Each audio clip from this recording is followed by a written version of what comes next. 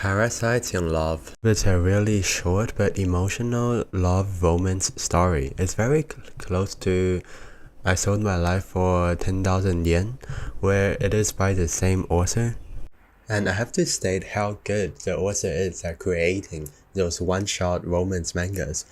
The characters are all built up very well in a short span of time. And because of the length, I wouldn't really expect to have a lot of very in-depth stuff on the plot, and then there would be parts of the story where it would leave plot holes, but it doesn't affect the overall mood of the story and what the author wants us to know. And I think those plot holes somewhat improve the story in a way. It gives it a sense of mystery, which adds up really good for this manga. And the other thing I really like is the art style. It is really unique and amazing. The characters are drawn very detailed and then a lot more different than typical anime style.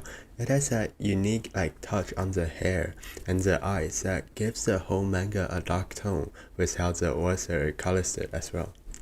It doesn't give off the tone of a typical romance manga does, which I think works really well for this manga considering the setting and then the whole mood of the story, where each character would get heavy symptoms and stuff.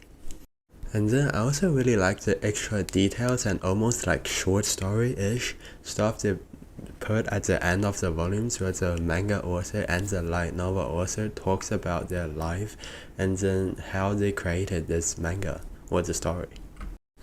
And then yeah, that's almost about it. I really suggest you to read it to get what I mean. And then the ending, it's one of the most brilliant endings ever.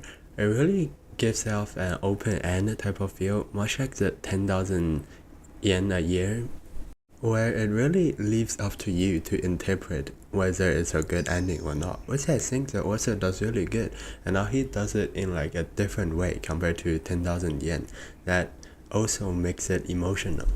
And then this manga has a live action adaptation instead of an anime adaptation, which I found kind of weird, and I haven't watched the live action one because apparently it's not that good.